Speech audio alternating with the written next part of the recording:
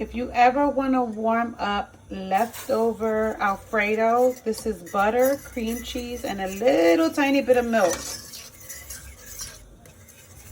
You want to whisk with your fork.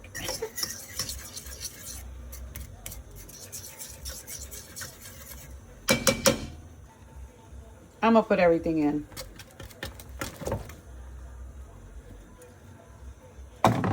And then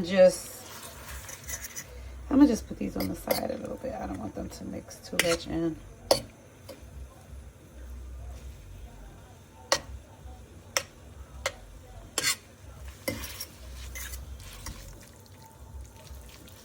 Because if you warm it up in the microwave, it gets like oily, or I don't know. And then you just put a little bit of, you can put red pepper flakes, a little bit of salt, whatever you want. I'm gonna put a little bit more milk. And I'm gonna put some Parmesan cheese.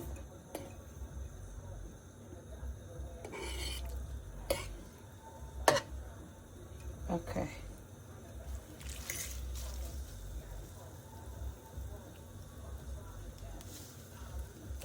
These need to be separated. So I just put a little bit of Parmesan and it's done.